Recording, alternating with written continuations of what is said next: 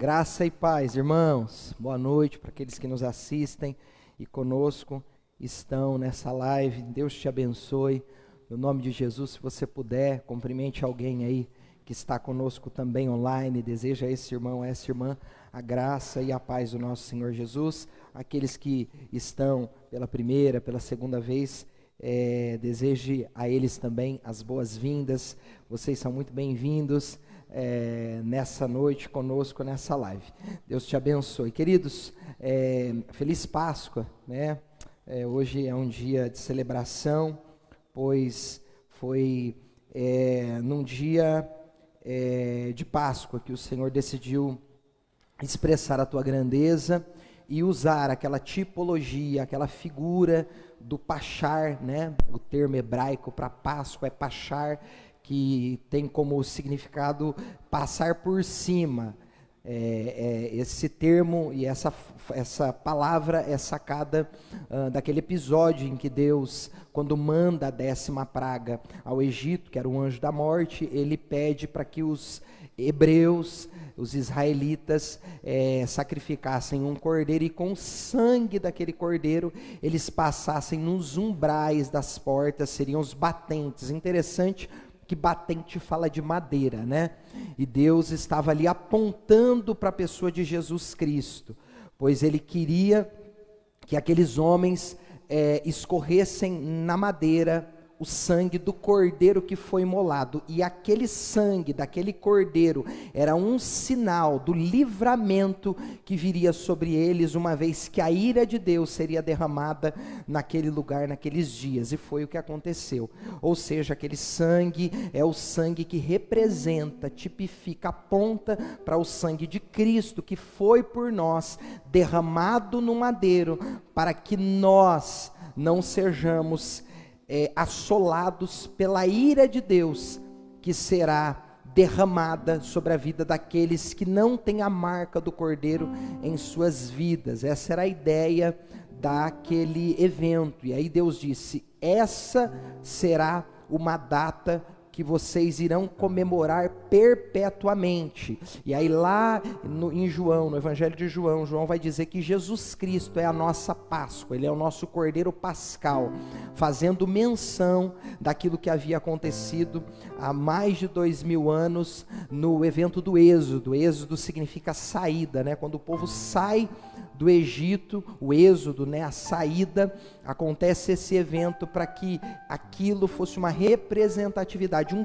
tipo de Cristo. Todo o Velho Testamento vai tipificar, haverá ali tipologias, figuras que apontam todas elas para o Cristo. Então a Páscoa, sobretudo, significa esse livramento de Deus dado ao povo através do sacrifício. E isso fala da expiação, da obra redentora de Cristo ao meu e ao teu respeito. Portanto, a figura da Páscoa não é o coelho, é o cordeiro. E o elemento da Páscoa não é o chocolate, é o sangue. Amém, queridos?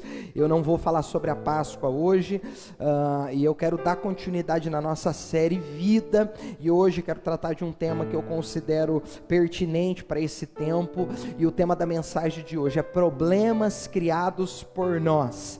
Vou repetir: problemas criados por nós. Nós estamos na série Vida e eu quero extrair a partir desse tema as ideias que nós iremos aqui abordar do texto do livro de Reis, o primeiro livro dos Reis. Eu quero tomar como base esse livro para a nossa reflexão e para os apontamentos que eu desejo fazer. Livro de 1 Reis, o capítulo é o 19. Nós iremos ler do verso 4 até o verso de número 9. Amém? 1 de Reis, capítulo 19, verso de número 4 até o verso de número 9. Você que encontrou na sua Bíblia, por favor, comigo, acompanhe o texto. 1 de Reis, capítulo 19, verso de número 4. Nós vamos ler até o verso de número 9, apenas para que nós ganhemos contexto, né, daquilo que está acontecendo nesse episódio. Diz o texto sagrado: Ele mesmo veja, observe e perceba, ele mesmo, o texto é categórico em dizer que não foi nenhuma instrução de Deus que aqui estava acontecendo, foi uma decisão humana, sem nenhum tipo de inspiração divina. É as decisões que muitas vezes tomamos, e por tomar essas decisões criamos muitos problemas. Eu acredito que algumas pessoas já pegaram a ideia do que nós iremos tratar essa noite. Diz assim o texto: ele mesmo, porém, foi ao deserto, caminho de um dia. Chegou, assentou-se debaixo de um zimbro e pediu para si a morte. Veja o nível de aflição que habitava o coração de Elias o profeta, dizendo: já basta, ó Senhor. Olha o cansaço aqui psíquico, percebam, já basta, ó Senhor, toma agora a minha vida, pois não sou melhor do que meus pais. Ele estava dizendo, eles morreram, eu também irei morrer, então faça isso de maneira antecipada. E deitando-se, dormiu, uma característica da aflição de alma, né? Dormiu debaixo do zimbro. De súbito um anjo o tocou e lhe disse: levanta-te e come. Ele olhou e viu que à sua cabeceira estava um pão cozido sobre brasas e uma botija de água. Tendo comido e bebido, tornou-se a deitar-se.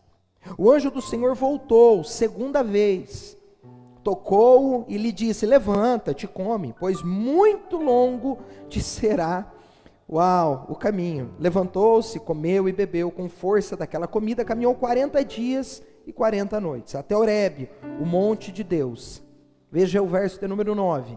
Ali entrou numa caverna, onde passou a noite. E lhe veio a palavra do Senhor dizendo: o que fazes aqui, Elias? Respondeu ele: tenho sido, o verso de número 10, tenho sido zeloso pelo Senhor, o Deus dos exércitos. Os filhos de Israel deixaram a tua aliança, derrubaram os teus altares e mataram os teus profetas à espada. Só eu fiquei. Agora estão tentando matar-me também. Vamos para o verso de número 11. Disse-lhe Deus: vem para fora e põe-te neste monte perante a face do Senhor, pois ele vai passar. Então, um grande e forte vento fendeu os montes e despedaçou as penhas diante do Senhor, mas o Senhor não estava no vento. Depois do vento um terremoto, mas o Senhor não estava no terremoto. Depois do terremoto um fogo, mas o Senhor também não estava no fogo.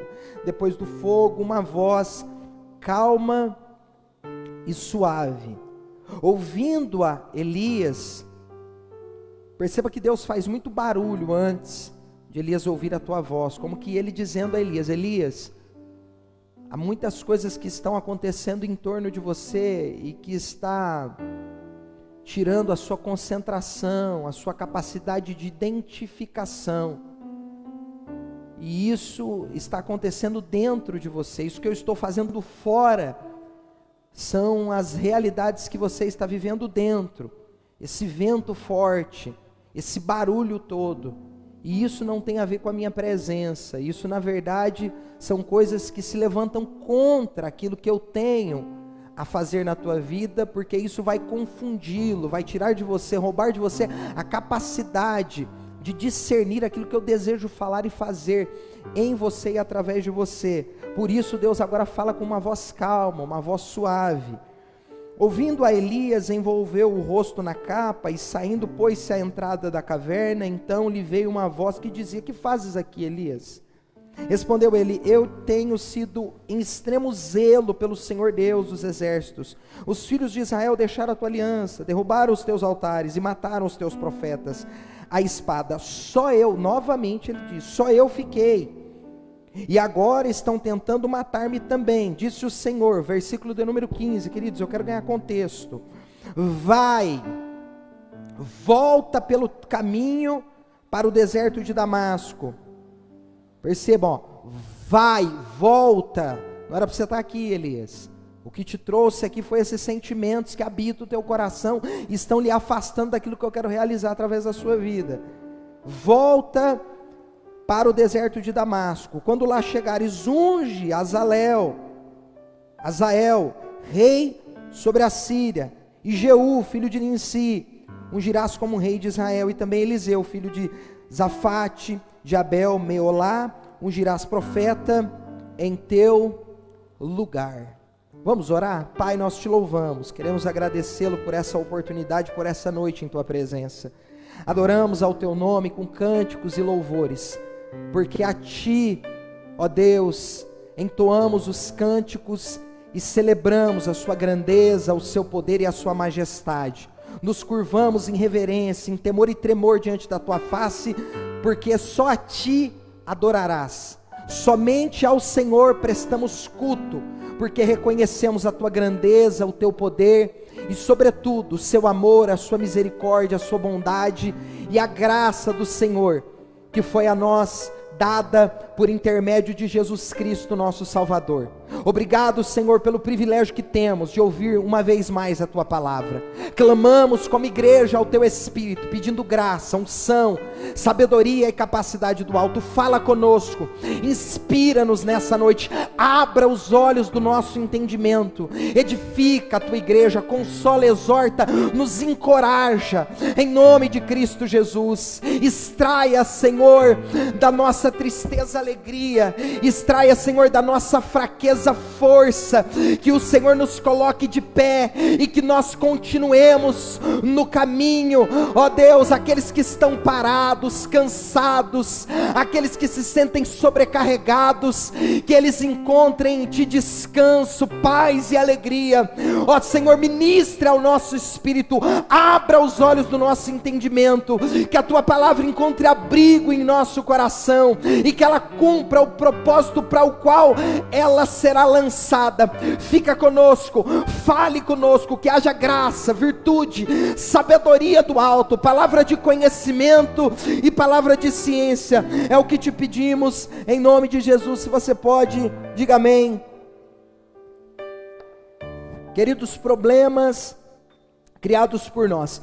É verdade que nem todos os problemas que vivemos e experimentamos são frutos de nossas decisões, de nossas atitudes, ou até mesmo das nossas omissões.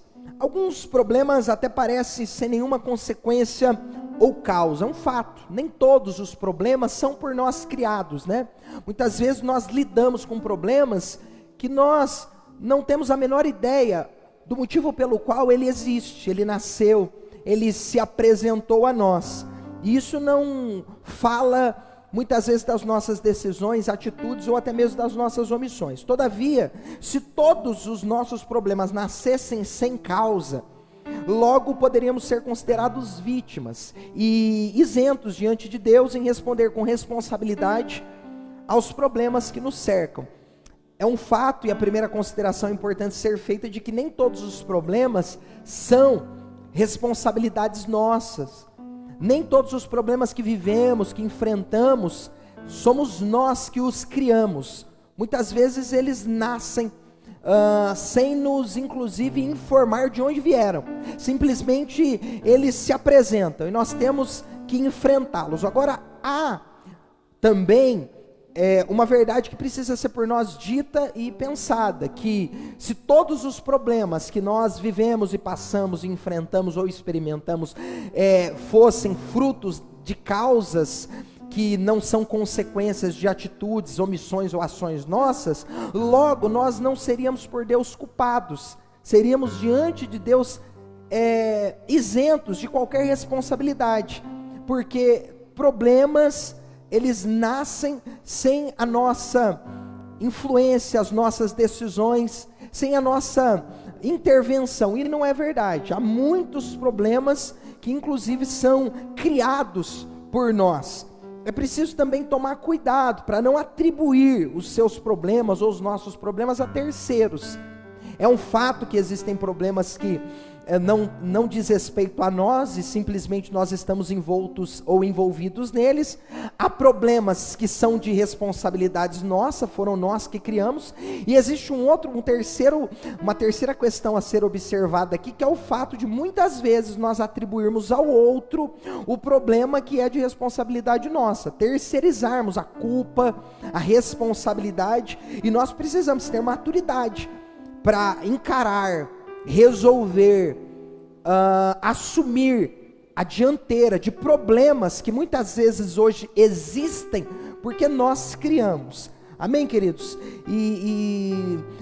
Pois é muito comum, em algumas ocasiões, falando ainda desse terceiro tópico, nós atribuirmos a outros problemas que são de responsabilidade nossa. A culpa sua, lembra de Adão? Adão olha para Eva, depois que Eva havia pecado, comido do fruto proibido, aí Deus diz a Adão: Adão, o que aconteceu, Adão? Por que você comeu o fruto? Aí o que Adão faz? Ele atribui a Eva a responsabilidade que era dele. Ele vai terceirizar a responsabilidade, ele vai atribuir a Eva aquilo que era a responsabilidade dele, em relação àquele problema que ele mesmo criou, causou, e agora tinha responsabilidade de resolvê-lo, de encará-lo, de assumi-lo diante de Deus. É difícil, né? Perceba que Adão olha e diz assim: ó Senhor, o problema é a mulher que o Senhor me deu, é Eva. Não, o problema é a serpente. Ele vai terceirizando, ele vai responsabilizando outros por aquilo que era a responsabilidade dele, e é importante nós também entendermos isso e levarmos isso em consideração. É verdade que muitas vezes criamos mais problemas do que solução, né? Você deve conhecer alguém, talvez isso é até um desafio que você tem, um problema que lhe habita. Porque eu conheço pessoas, e muitas vezes nós conhecemos pessoas, e isso muitas vezes nos habita, que nós temos a capacidade de criar muito mais problema do que às vezes apresentar soluções. Isso em toda a esfera da vida, em todos os lugares onde estamos, nós temos a capacidade de enxergar às vezes muito mais problemas do que apresentar solução. Talvez isso se dê pela nossa depravação, pela nossa queda, pelo fato do homem ser carne, e a carne militar contra o espírito, e fazer tudo aquilo que não agrada a Deus, e sermos habitados por um coração violentamente corrupto. Jeremias vai dizer isso no capítulo 17 do seu livro, né? O coração do homem é enganoso. Jesus vai dizer que do coração nasce a malícia, o homicídio, as mortes, as guerras. Portanto, se faz necessário nós também levarmos em consideração que isso é inerente à vida humana, e nós precisamos combater isso de maneira sabida. É tão verdade que inclusive tem pessoas que, se não houver um problema, ela não se sente feliz e por isso cria. Você já encontrou pessoas que você percebe que ela tem assim uma habilidade para criar problema? Ela não aponta problema, ela cria, ela tem a capacidade, ela chega: eu estou sentindo que está faltando algo, e o algo que às vezes falta é o problema que não existe.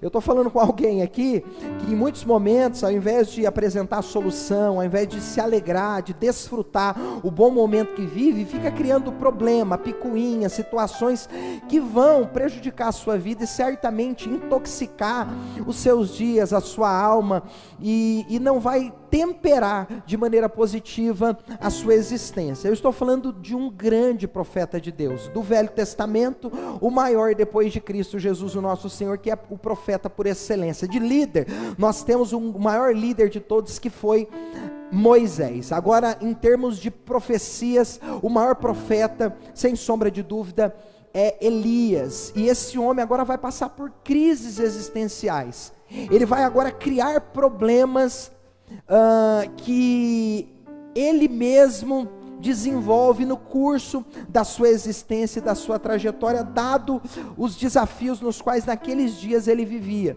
E eu quero aqui destacar alguns saberes que serão imprescindíveis para a nossa reflexão, no sentido de que nós podemos nos livrar desses problemas, que pode ser prejudicial, nocivo, aterrador no curso da nossa vida. Veja que Elias agora, ele chega ao ponto de pedir a Deus a morte. Por quê? porque os problemas nos quais ele vai criando, é como se sufocassem Elias, asfixiasse Elias, e por vezes nós nos deparamos com realidades como essa.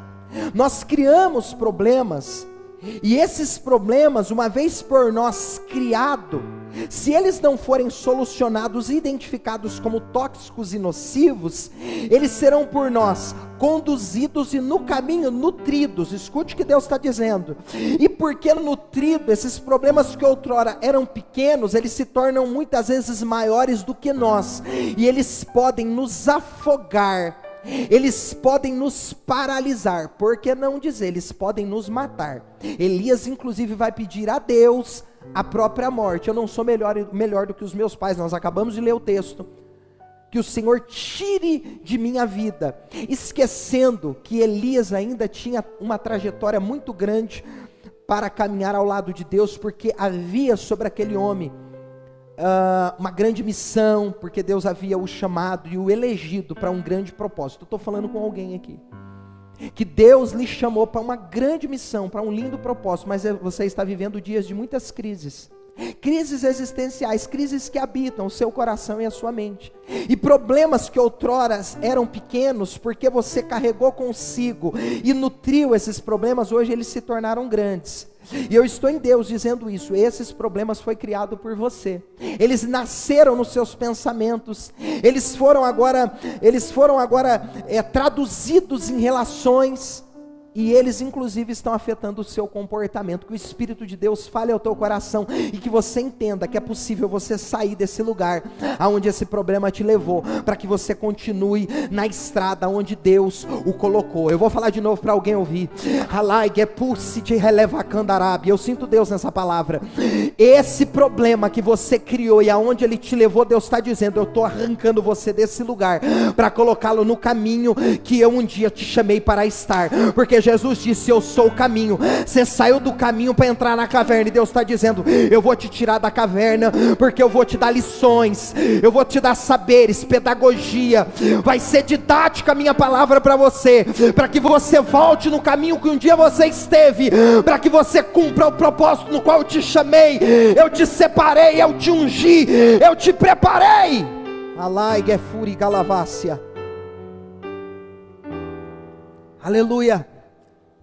Querido, quando podemos viver problemas criados por nós? Vamos para os textos. Quando podemos viver problemas criados por nós? Pelo menos para a gente iniciar nossa reflexão, eu quero destacar aqui 3 verdades. A primeira delas, quando nós esquecemos da nossa força. Daqui a pouco nós vamos entrar nos textos. Segundo, quando nós temos pena de si, ou pena de nós mesmos. Terceiro, quando nós pensamos que quanto maior o nosso amor a Deus, menor serão os nossos conflitos. E eu quero aqui já iniciar o destaque dessa primeira colocação que eu fiz, dizendo que quando nós iremos viver problemas criados por nós, é quando nós temos primeiro uma visão equivocada de si.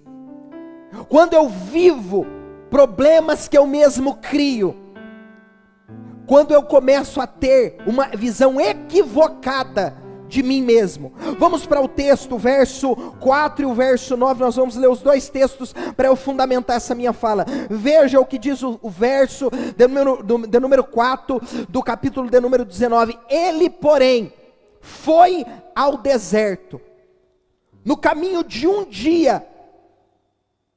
Vou falar de novo.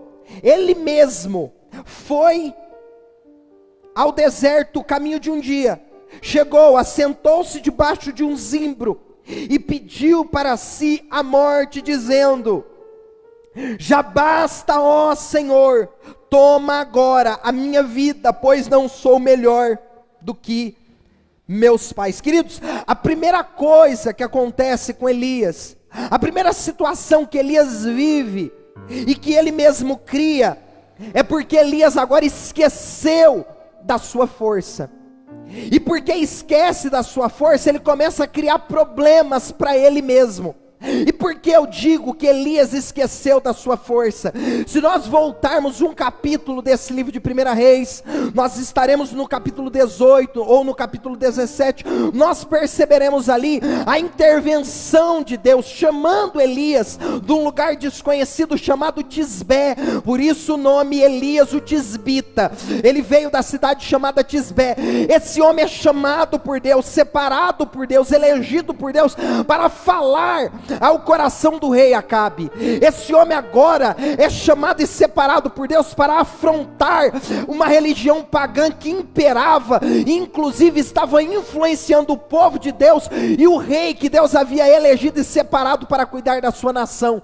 Agora Elias sobe ao Monte Carmelo, você conhece a história, e sobe o Monte Carmelo, ele agora vai enfrentar 850 profetas, é isso que eu disse. Um único homem, o Elias, o profeta de Deus, sobe sozinho,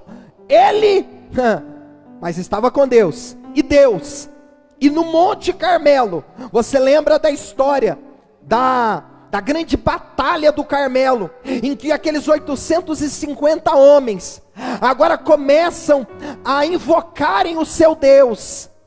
Aqueles homens agora começam a cultuar, aqueles homens começam a adorar os seus deuses, e Elias está lá, de repente o fogo do céu cai quando Deus adora Jeová, e a Bíblia diz que Elias mata todos aqueles homens, não me pergunta como, há ali uma intervenção de Deus, um favor de Deus, mas esse homem chamado Elias era um homem valente, era um homem corajoso, era um homem forte em Deus, era um homem que em Deus operou grandes proezas, e uma delas é esse grande e extraordinário feito, que ele vive no Carmelo. Irmãos, pensa comigo, esse camarada sobe sozinho o monte, de alguns quilômetros, e lá no cume do monte, no alto do monte, esse homem sozinho, agora afronta 850 homens, olha a força que esse homem tem, olha a coragem que esse homem tem, olha a graça que está sobre a vida desse homem, ele vê fogo do céu caindo, ele estava possuído de uma fé tão extraordinária, que ele agora consegue movimentar os céus, ele vê o fogo lambendo o holocausto que ele havia colocado sobre aquele altar. Elias, esse grande homem de Deus, esse homem poderoso em Deus, em um momento da sua vida agora, ele esquece da sua força, ele esquece da sua coragem. E porque esquece da tua força, esquece da tua coragem, por um momento em que ele estava vivendo, ele agora cria um problema para si. Qual, pastor? Ele entra numa caverna. Nós acabamos de ler aqui o verso de número 4 e o verso de número 9, que diz: ali entrou numa caverna, onde passou a noite. Perceba que esses dois lugares não eram os lugares que Deus gostaria que Elias estivesse.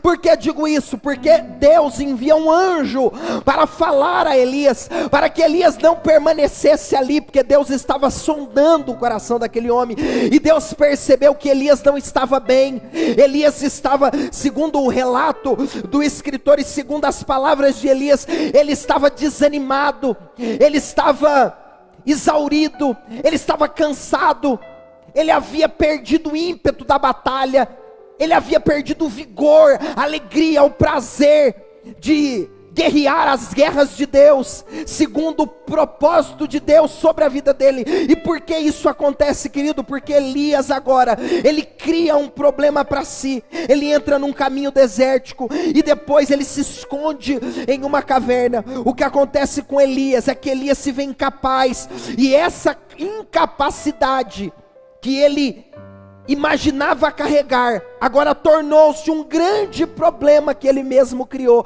Aquele homem poderoso em Deus, aquele homem que Deus havia usado para grandes feitos e proezas, estava vivendo dias em que a sua fé estava sendo abalada, dias em que a sua força estava sendo drenada, minada, arrefecida, e agora ele cria um problema para ele, mas esse problema estava sendo construído na mente dele. porque a força de Elias não estava no braço, estava em Deus, e Deus permanecia intacto no céu. Elias esqueceu de olhar para o alto, ele começou a olhar para ele mesmo, e esse problema o prejudicou. A visão de Elias agora passa a ficar turva, porque ele enxergava de si aquilo que Deus não enxergava nele. Eu vou falar de novo. Elias olhava para ele, e ele não via nele aquilo que Deus via. E qual é o problema disso, queridos? É que muitas vezes, quando eu caminho observando a minha capacidade e não aquilo que Deus faz através de mim, aquilo que Deus pode fazer por mim, eu não consigo caminhar longas jornadas, porque eu sou acometido de tristeza, de desânimo, porque em muitos momentos eu me sentirei cansado, fraco, desanimado. Mas você precisa entender que a sua força não está no teu braço, a sua força não está na terra, a sua força vem do céu, a sua força vem de Deus, um Deus que não muda, um Deus que é imutável, um Deus que é perfeito, um Deus que é fiel. Aleluia. A visão dele fica turva. Elias agora esquece da força que tem. E queridos, por que isso acontecia? Porque uma mulher chamada Jezabel, esposa do rei Acabe, vai agora ameaçar Elias de morte. Agora, irmãos, veja que contraditório, é surreal essas informações. E muitas vezes é isso que acontece conosco. Esses textos estão registrados para nossa edificação, porque isso é um arquétipo, é um modelo daquilo que muitas vezes pode acontecer comigo e com você. Porque esse homem que venceu centenas de homens no Carmelo, porque passa a ter de si uma visão errada, ele foge de uma única pessoa. Quando eu começo a ter uma visão equivocada de mim, eu posso, inclusive, perder a capacidade de fazer aquilo que outrora eu tinha. Elias, aquele homem que venceu 850 homens no Carmelo, agora porque tem de si uma visão equivocada, porque ele esqueceu da força que tinha, talvez ele esqueceu do Deus que ele servia, talvez ele esqueceu daquilo que Deus havia dito a ele, ele agora começa a ter uma visão equivocada de si. E porque ele esquece da força que tinha, em detrimento da visão equivocada que ele tinha a respeito dele mesmo, ele agora foge de uma única pessoa, um homem que há dias antes havia vencido 850 profetas de Baal. Pastor, eu não estou entendendo o que Deus está querendo dizer. O que Deus está querendo comunicar é que em muitos momentos, se eu desfocar, se eu não conseguir compreender o que eu estou passando, eu posso criar problemas que vão drenar a minha força a ponto de eu ficar irreconhecível. Você já encontrou pessoas que outrora foram fontes de inspiração, gente de Deus, gente pujante na fé, gente cheia de alegria, ela tinha vigor na sua espiritualidade, eram pessoas que quando você estava próxima, ela lhe atraía a presença de Deus, e de repente você encontra em algum momento da sua existência, e essa pessoa está irreconhecível. Você diz: eu não acredito, o que aconteceu? E muitas vezes o que aconteceu foi que ela criou um problema para ela mesma. E a primeira coisa que pode ter acontecido é o que aconteceu com Elias. Ela começou a ter dela uma visão equivocada. Ela começou a enxergar nela aquilo que Deus não vê. E o diabo é perito, especialista em lançar essas mentiras no nosso coração. Sabe para quê? Para nos desmotivar, para roubar de nós a alegria, o prazer de guerrear as guerras de Deus, de servir a Deus com empenho, com alegria, com disposição. Oh, glória a Deus. Elias não sabia, mas a força do guerreiro estava dentro dele. Problema que só ele não enxergava, por conta da visão equivocada que ele tinha a respeito dele. Problemas criados por nós, uma visão equivocada de si. Elias olha e já não se reconhece mais. Elias olha para si e já não enxerga a força que um dia teve. Ele esqueceu quem ele era em Deus. Ele esquece da força que ele tinha. Queridos, uma segunda questão que é vivida por Elias está no verso de número 10 ainda do capítulo 19.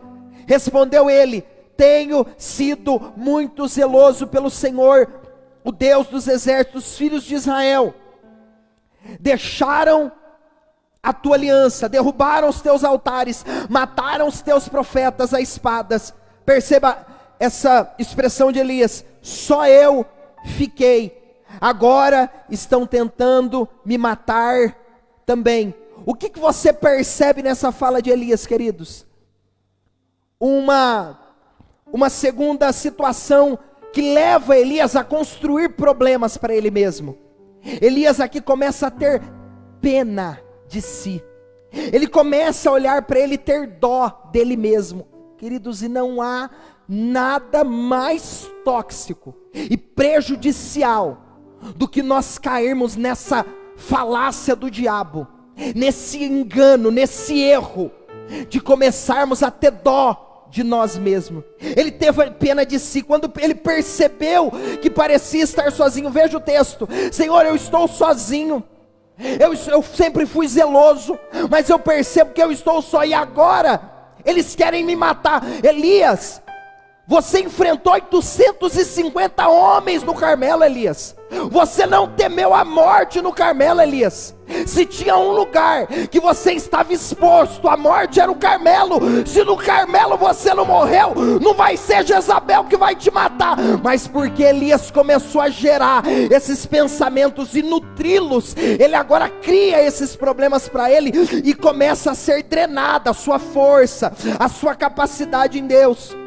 O problema é que quando nós temos pena de nós mesmos, nós começamos a valorizar o sofrimento. Você já percebeu? Você conheceu gente assim? Que ela começa a valorizar o sofrimento. Querido, você sabe que a depressão, e eu não quero ser insensível com uma questão tão séria como essa, vivida por muitos em nossos dias, mas ela tem um aspecto benéfico para quem muitas vezes é habitado por esse sentimento. Há inclusive uma linha de estudo falando a respeito disso, que em algum momento a pessoa que sofre, ela, em alguns aspectos, ela tem prazer em permanecer com aquele sentimento dentro de si. É como se ela nutrisse e extraísse coisas boas daquele sofrimento, algo que ela vê como positivo, bem-vindo. É como se ela tivesse em uma zona de conforto. É confortável muitas vezes o ambiente do sofrimento, uma vez que muitos podem lhe ajudar, lhe oferecer apoio, estender a mão, você ser paparicado, receber atenção, cuidado exacerbado, porque as pessoas, elas vão ficar atentas em relação a você, uma vez que você está no estado de sofrimento, porque você sinalizou esse sofrimento que lhe habita. Eu não sei se você está entendendo o que eu quero dizer. E há pessoas que valorizam o sofrimento. Elias, ao que tudo indica, ele agora começa a valorizar, nutrir esse sentimento que habita no teu coração. Deus está falando com alguém aqui: eu quero que você saia dessa zona, eu quero que você saia desse lugar, eu não quero que você fique valorizando essa dor, valorizando esse sentimento. Tem gente que torna-se colecionador de trauma, dor, amargura, rancor, habitados por toda espécie de malembranças. Conhece gente assim? O idioma dela carrega essas palavras. Os sentimentos que lhe habitam, por vezes, são sentimentos como esses, e que já se tornaram parte da existência dela. Amigos, companheiros, que dioturnamente caminham consigo, porque se acostumou e está agora nutrindo esse sofrimento. Cuidado, Elias, cuidado, Por que pena de si? Ô Elias, por que você esqueceu da força que você tem? Esses problemas estão sendo construídos por você mesmo, não tem nada a ver com Deus, não tem nada a ver com a vida, tem a ver com a maneira como você está lidando com a tua história. E queridos, por vezes, escute isso, somos sugestionados a perceber apenas nossa fragilidade e nossa inferioridade. É bem certo que o que acontece com Elias é essa sensação, é esse sugestionamento, e isso muitas vezes é produto que é arrancado do inferno, é produto remetido pelo inferno, essa sugestão, porque Elias agora certamente ele foi sugestionado a olhar somente para a sua fragilidade, para a sua inferioridade.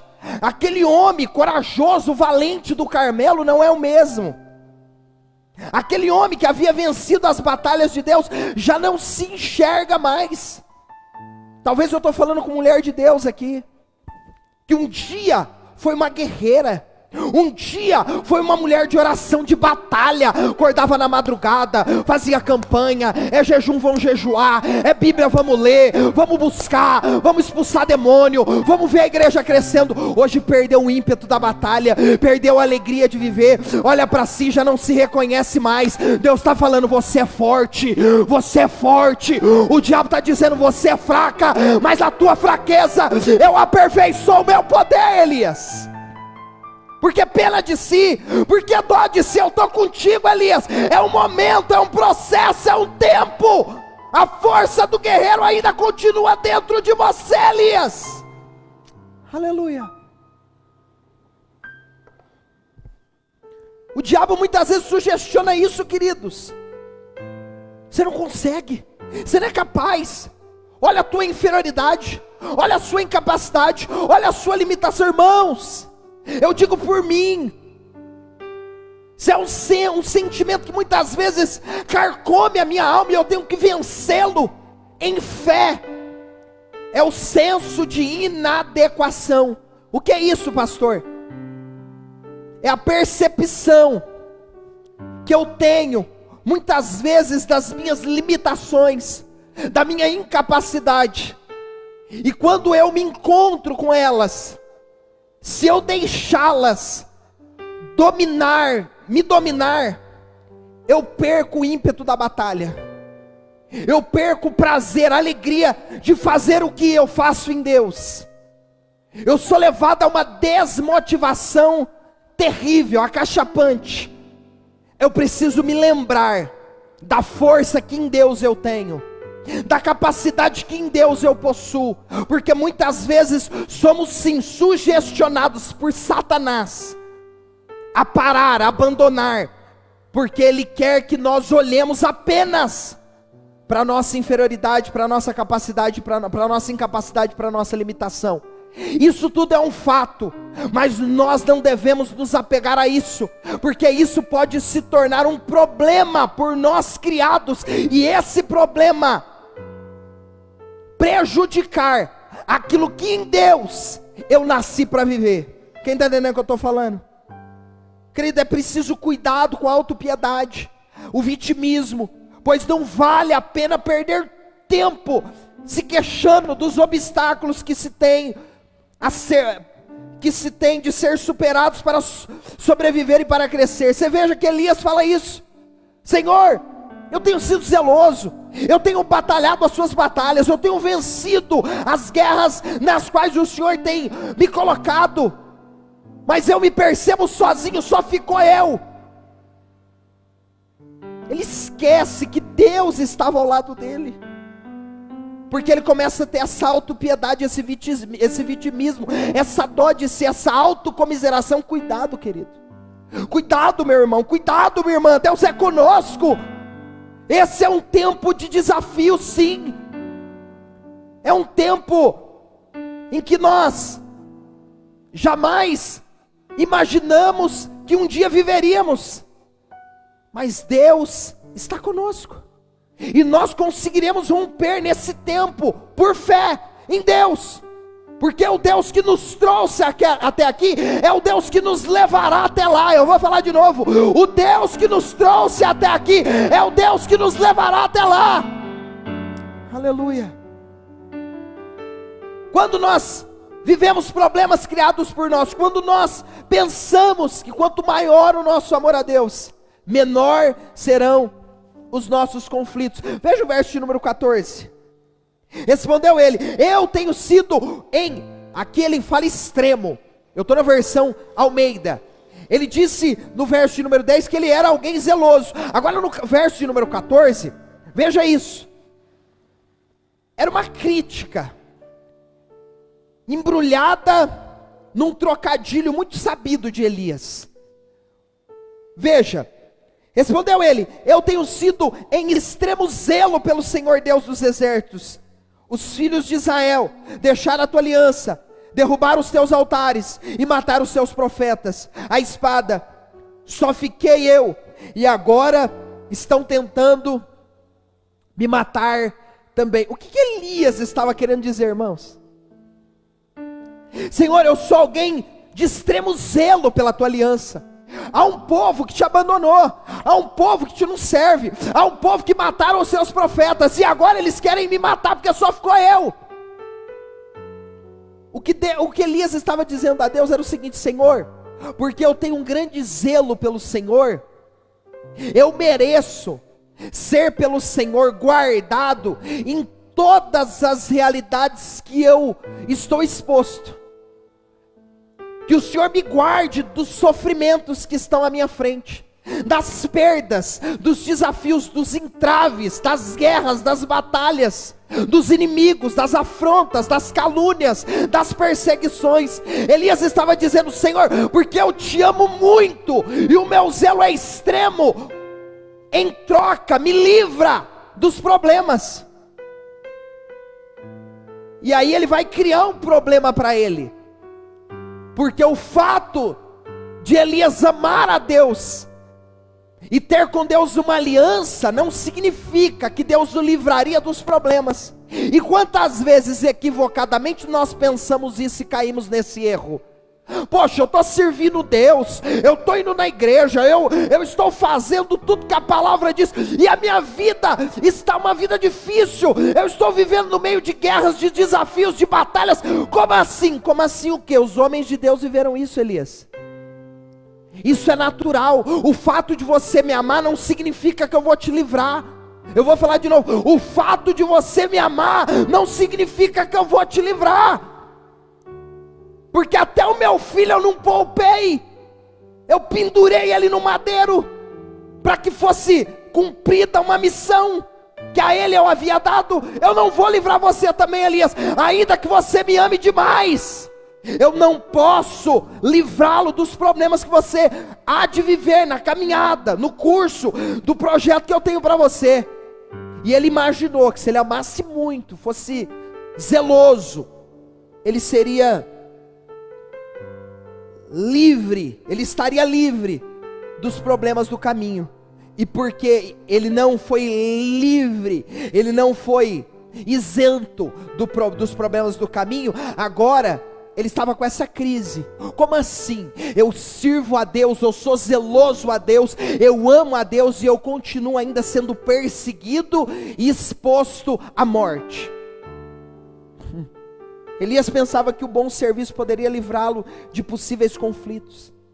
Ele achou que o tamanho do seu amor determinaria o tamanho do seu livramento. Quantas vezes nós equivocadamente pensamos isso de Deus? Quantas vezes equivocadamente nós lidamos com a nossa fé, partindo desse equivocado pressuposto: não, se eu me firmar com Deus, se eu colocar a minha vida no altar de Deus, se eu fizer tudo que a cartilha da cristandade diz, eu estarei isento de problema. Não, fofo. A diferença daqueles que não professam a mesma fé que nós, é que nós não seremos isentos dos problemas, mas nós saberemos lidar com eles, porque pela fé nós conseguiremos romper todos. Quem está pegando o que eu estou falando? Deus não nos chamou para nos livrar dos problemas, Deus nos chamou para nos ensinar a lidar com eles. Então um pagão não tem a mesma capacidade que você para lidar com o mesmo problema que você vive. Um exemplo, o casamento. Casamento, você entrou numa fase, numa estação do casamento difícil, natural. E tem gente que atribui tudo a terceiros, lembra? Que os problemas às vezes é atribuído aos terceiros. Ah, pastor, o diabo está se levantando. Não, às vezes não é nem o diabo. Se não foi um problema criado por você, foi ocasionado pelo tempo, pelo processo, por coisas externas, como por exemplo, as estações do casamento. Aí você está vivendo um tempo difícil da tua relação, você está vivendo um tempo desafiador da sua relação, só que você tem a palavra como base, para conduzir essa relação, você tem a palavra como luz, para conduzi-lo nesse desafio, e aí você vive esse problema, mas você o trata segundo as orientações da palavra, e lá na frente, você consegue transpor esse problema pela fé na palavra.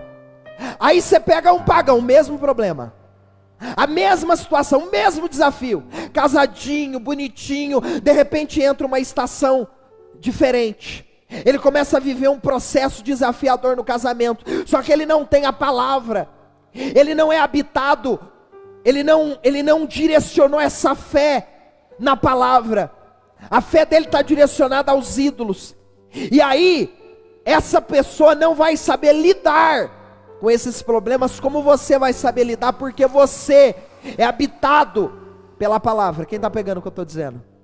Então essa é a grande diferença, e Elias não tinha isso em mente talvez, naquele momento, Elias não entendeu isso, porque veja, ele olha para os demais que não eram homens de Deus, e diziam, não há ninguém aqui que adore ao Senhor como eu, não há ninguém aqui tão zeloso como eu, Senhor.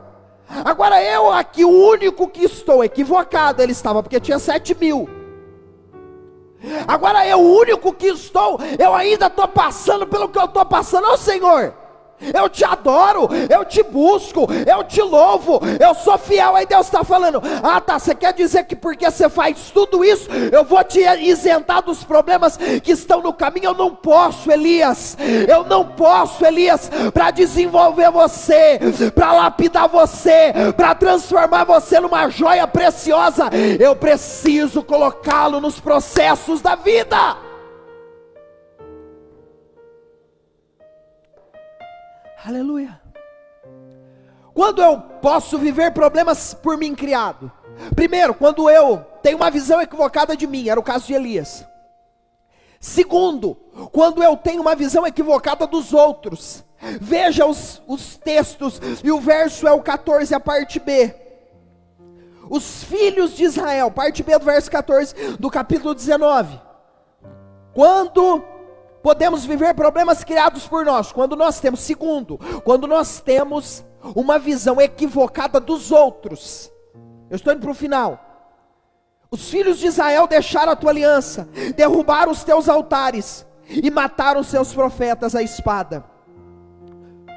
Só eu fiquei, e agora estão tentando me matar também. Veja, queridos, Elias tem uma visão equivocada dos outros. Quando pensamos não existir pessoas valorosas ao nosso redor, ele olha em torno dele. Perceba a fala de Elias. Ele cria esse problema, ele entra na caverna, ele vai no caminho do deserto, porque ele não via nada de bom além dele. Elias agora, ele consegue somente enxergar a si mesmo. Ele não tem olhos fora da própria vida. Olha o que diz Filipenses 2:3: cada um considere os outros superiores a si mesmo. Elias pensou não existir pessoas como ele, próximas dele. E quando eu penso isso, eu imagino isso, eu crio um problema. Eu fico sozinho, eu me escondo em cavernas, eu sou conduzido por mim mesmo aos desertos da vida. É pessoas que não conseguem mais se relacionar, que elas estão enclausuradas, elas estão vivendo uma carreira solo, uma vida individualista. Por quê? Porque elas não conseguem olhar em volta de si e perceber que há muita gente boa como elas. Elias olha e fala: Senhor, não tem ninguém aqui. Ó Senhor, ninguém presta. Ó, só tem gente. Você está entendendo o que Deus está falando aqui, irmão? Quando eu me posiciono dessa maneira, e equivocadamente eu tenho uma visão a respeito dos outros, eu crio problemas, porque eu não travo relacionamentos. Falamos das amizades na semana passada. Eu não travo relações, eu não consigo enxergar ninguém que seja bom para manutenir a minha existência, para me ajudar no momento de luta, para me aconselhar no momento de dificuldade, para comigo caminhar nas estradas da minha existência. Segundo, quando não enxergamos mais ninguém à nossa volta, é o que ele diz. Olha o verso de número 18, ainda do capítulo 19. Quando não enxergamos mais ninguém à nossa volta, porque é o que ele disse no 14: Senhor, só ficou eu. Olha o que Deus vai falar com Elias: também conservei em Israel 7.000, todos os joelhos que não se dobraram a Baal, e toda a boca que não o beijou. Veja que enquanto ele pensou ser alguém, ser apenas ele alguém valoroso, Deus lhe mostra mais 7.000. Elias não conseguia, só conseguia melhor, enxergar a si mesmo, e por isso não via as 7.000 possibilidades.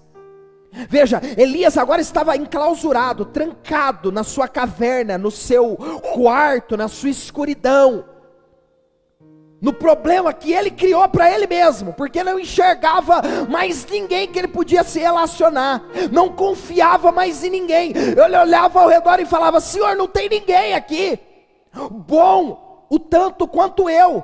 Não há ninguém aqui que o adore como eu adoro. Não há ninguém que ame ao Senhor como eu amo. Aí Deus desce e fala: Elias, para de bobagem. Você está olhando tanto para si, que você não tem olhos mais para os outros. E porque você não consegue enxergar o outro, você está perdendo 7.000 possibilidades em Israel que existem para contigo caminhar, para contigo te fortalecer, para contigo guerrear as suas batalhas e as suas guerras. Elias, você não está sozinho. Está entendendo o que Deus está falando aqui, irmãos? Quantas vezes, queridos, nós nos sentimos sozinhos? Quantos momentos nós temos a impressão de que não há ninguém por nós, conosco, e Deus está dizendo: há muita gente boa que eu coloquei no teu caminho, há muita gente que, como você, Elias, me ama, é zeloso, e que vai ajudá-lo, vai encorajá-lo, estará contigo nos momentos de dificuldade. Você precisa olhar para fora, Elias, para de olhar para dentro só. Quando nós vivemos problemas construídos por nós, queridos, quando nós pensamos que não existem outras possibilidades, não tem mais o que fazer. Sabe o ponto final que costumeiramente nós damos para uma série de questões que vivemos? Deus está dizendo: eu coloco vírgula. Esse ponto final não fui eu que coloquei, foi você que colocou.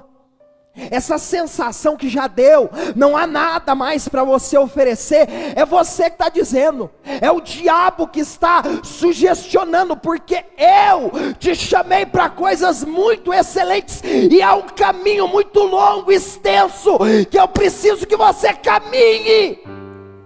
Aleluia.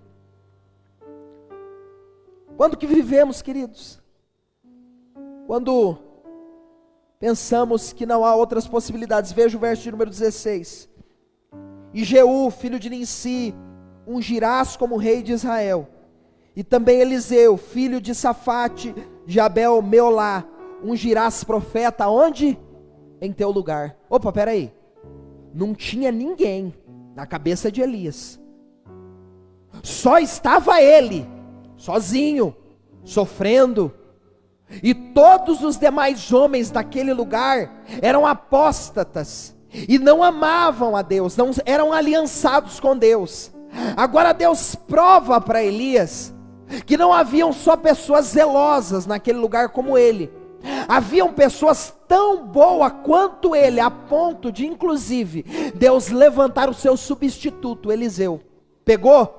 Deus falou para ele: Elias, você está pensando que não tem ninguém aí para você caminhar, Elias? Você está achando que você está sozinho nesse problema, Elias? Você está achando que só você vive essas realidades, Elias? Você está achando que só você sofre essas dores, Elias? Elias, há 7.000 que está na mesma condição. Não tem só 7.000 não, tem gente tão boa quanto você, Elias. Vai lá, unge Eliseu, unge aquele que te substituirá. Elias se vê sozinho porque não via ninguém que ele pudesse contar. Ele se vê sozinho, e porque se vê sozinho ele cria um problema para ele. Elias não reconhece no outro qualidades que seriam bênçãos em sua vida, porque se Elias tivesse, queridos, considerado o fato de existir pessoas que ele pudesse aliançar-se, conectar-se, certamente esse homem seria sacado dessa caverna. Eu estou falando com gente aqui que está na caverna. Eu estou falando com pessoas aqui que estão no deserto, e Deus está dizendo: não fui eu que te coloquei nesse deserto, não fui eu que te coloquei nessa caverna, quem entrou aí foi você, porque você está com visão equivocada de você, você está com visão equivocada dos outros, e você está com visão equivocada de mim, de você porque você está com pena de você porque você esqueceu da força que você tem, dos outros porque você não reconhece aqueles que eu coloquei do teu lado, você não valoriza, não ama aqueles que eu coloquei do teu lado, guerreiros que irão fazer parte do exército, que você também faz parte, Elias. Quando criamos problemas, quando vivemos problemas criados por nós, queridos, último, quando nós temos uma visão equivocada de Deus. Elias estava com uma visão equivocada dele, Elias estava com uma visão equivocada dos outros, e Elias agora estava com uma visão equivocada de Deus. Por isso que ele estava escondido, guardado na caverna. Ele se enclausurou, ele se trancafiou naquele quarto escuro, e ele não queria sair de lá. O anjo teve que ir lá falar com ele, e Deus está me usando hoje para falar com você: saia desse lugar escuro, esse lugar solitário. E o lugar solitário, queridos, não é um espaço geográfico necessariamente, pode ser uma condição de mente, de espírito, de alma. Às vezes o que você não quer é conversar com ninguém, às vezes o que você não quer é relacionar-se com ninguém. Você começou a ter pena de si, autopiedade, autocomiseração, vitimismo, esqueceu da força que em Deus você tem, esqueceu do projeto que Deus tem na tua vida, da missão que Deus te deu, porque agora você está inclusive equivocado, a sua visão a respeito de Deus está equivocada. Sabe por quê? Porque Elias havia esquecido os atributos de quem havia o chamado. Ele tinha uma visão equivocada a respeito de Deus, queridos. E porque ele tinha uma visão equivocada a respeito de Deus, ele vai criar muitos problemas para ele. E por que eu digo isso? Pode subir o louvor. Por que eu digo isso? Porque Elias, ele havia esquecido do caráter do Deus que havia o tirado de Tisbé. Porque no livro de 1 de Reis, no capítulo 17, o verso, salvo engano, no verso de número 1, vai dizer que Deus chama Elias de Tisbé. Deus arranca Elias daquele lugar. E o Deus que tirou Elias de Tisbé era o Deus de Abraão, é o Deus de Isaac, continua sendo o Deus de Jacó. É o Deus do nosso Senhor e Salvador Jesus Cristo.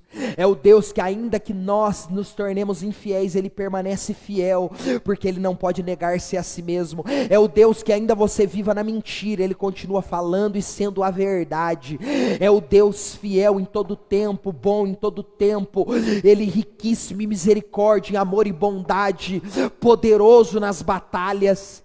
Elias esqueceu o Deus que havia o chamado. Ele esqueceu, estava equivocado a respeito de quem era o Deus que ele servia, por conta da visão que ficou turva e nebulosa. E Deus está dizendo: eu sou o mesmo Deus que chamou Moisés, o mesmo Deus que chamou Elias, o mesmo Deus que chamou Abraão, o mesmo Deus que levantou Gideão, o mesmo Deus que ungiu Paulo apóstolo, o mesmo Deus que chamou os 12, o mesmo Deus que ressuscitou Jesus Cristo dentre os mortos, é o Deus que te separou, que te chamou, que te elegeu e que te guarda, te protege, e está contigo nessa batalha.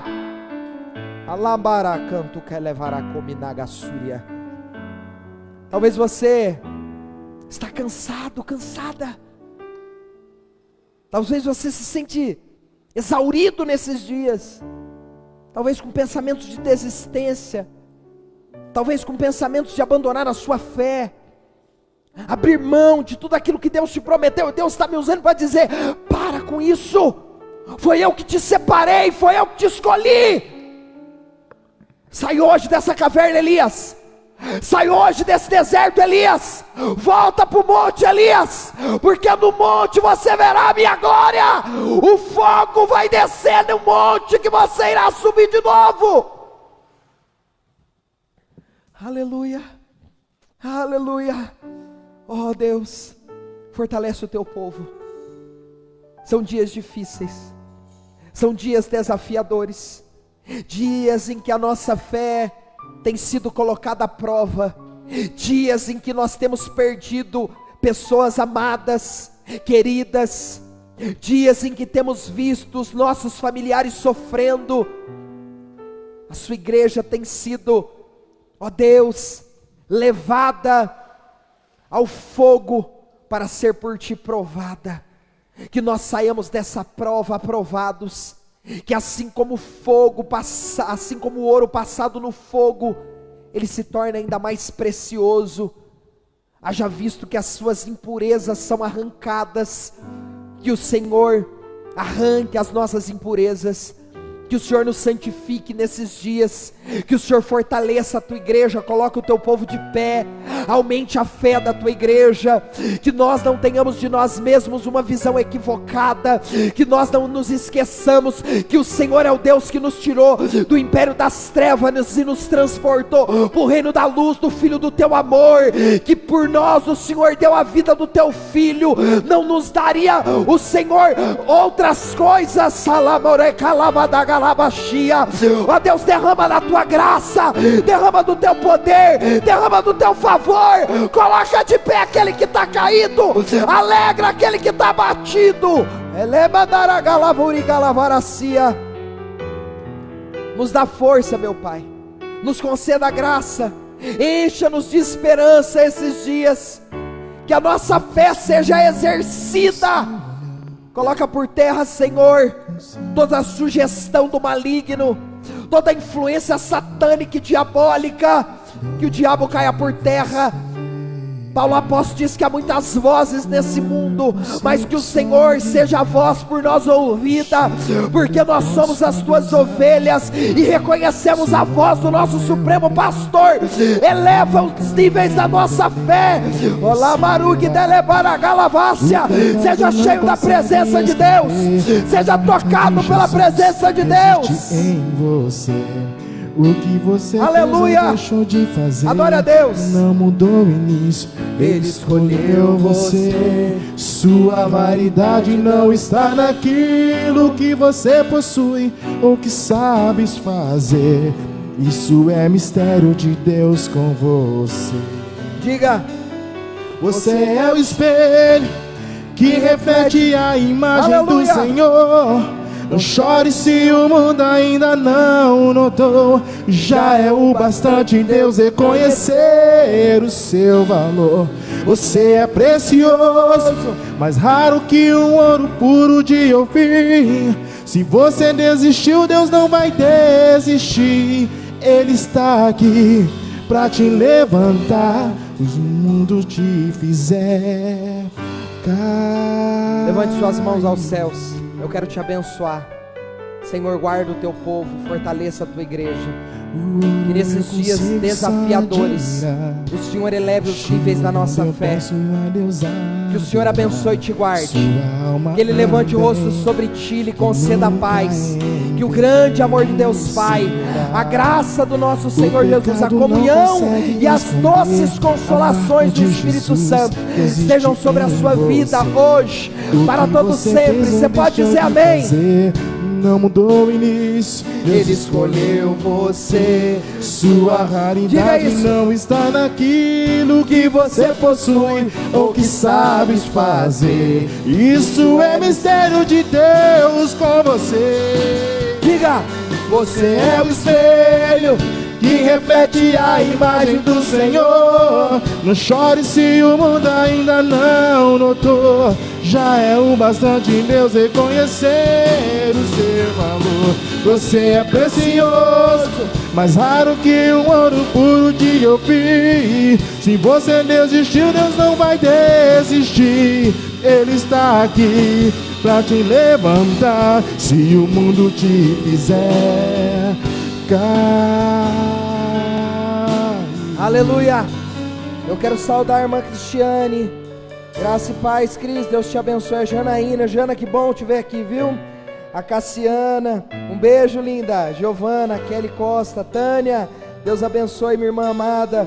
Deixa um beijo pro William, pro Wesley, pras meninas também, pras meninas, pra menina, né? A sua nora, a Adalto, a Nani, a Eloá, o Marquinho, a Anaís, beijo, meus amores, Deus abençoe. Fernando, Deus te abençoe, meu irmão.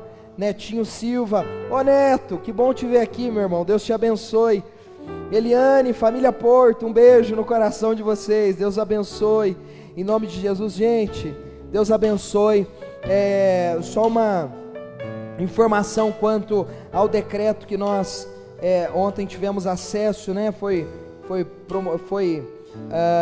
sancionado, né, esse decreto aí por um dos ministros do STF, e ainda nós não sabemos quando nós iremos retornar, talvez no próximo domingo ou no outro. Eu falo essa semana com a nossa diretoria para ver se cabe retorno, né? Nós sabemos que essa decisão ela envolve também decisões políticas, né, que são influenciadas por pressões da bancada evangélica e uma série de outros interesses que não falam necessariamente a respeito do interesse prioritário, que é a glória de Deus, a edificação da igreja. Mas eu não quero entrar nesse assunto agora, que seria muito extenso. Só dizer aos irmãos que nós estamos refletindo sobre essas possibilidades de nós retornarmos os cultos presenciais, né, de acordo com as normas e as restrições, lembrando que a gente precisa levar em conta o número de leitos, né, a ocupação da nossa cidade também, né, o nível de transmissão. E se nós entendermos por bem retornar aos cultos, nós iremos colocar a telinha na nossa timeline, e essa semana você já vai ter acesso a essas informações. E se tudo correr bem, a gente volta com os cultos presenciais, né, levando em consideração a limitação de pessoas dentro do nosso salão, né, e todas as demais restrições que foram impostas aí de acordo com os decretos. Amém, queridos? Então fica tranquilo que você ficará sabido e terá essas informações. Lembrando aos nossos membros e aos irmãos da nossa comunidade, continue dizimando, continue ofertando, tá bom? Deus conta contigo, né? Nós não dependemos dos homens, mas contamos com eles porque dependemos de Deus, mas Deus também conta contigo, né? E eu não quero assim ser indelicado com você, mas é uma pergunta que é necessário ser feita até para tirá-lo do lugar. Se dependesse de você, a igreja estaria aberta? Pastor, em que sentido? No sentido das minhas orações? Não, a oração não pode pagar uma conta. Eu digo em relação aos custos operacionais que tem a igreja. Há um custo para que a igreja permaneça aberta, e a pergunta é: se a igreja hoje dependesse do seu dízimo e da sua oferta, ela estaria ainda aberta? Pensa, responda aí para você. Se dependesse de você, nós estaríamos fazendo um culto hoje com a live, luzes ligadas, nossos músicos, ar-condicionado ligados, estaria isso acontecendo ou nós estaríamos fazendo o culto ali no meio do mato? Se dependesse do seu dízimo, da tua oferta. Perceba que a expressão da sua fé, ela precisa ser traduzida nas suas obras, ela precisa ser demonstrada em prática, empiricamente. Jesus vai repreender os religiosos dos teus dias, dizendo: bem disse o profeta Isaías, vocês me louvam com os lábios, mas o coração, aquilo está falando das intenções, dos feitos, das práticas, vocês me louvam com os lábios, mas o coração de vocês, aquilo que vocês fazem, não faz coro com aquilo que vocês cantam. Vocês dizem que me amam, mas vocês não têm compromisso com o meu reino. Vocês não estão preocupados com o avanço da minha igreja. Portanto, queridos, é necessário que você entenda o princípio da fidelidade e verdadeiramente não negocie isso, a fim de que Jesus, em todos os níveis da sua vida, seja glorificado, e nós como igreja continuemos a avançar e a crescer. Amém? Um beijo no teu coração. Seja fiel a Deus e nos espere e nos aguarde até quarta-feira, se Deus quiser. Fica na paz. Deus te abençoe.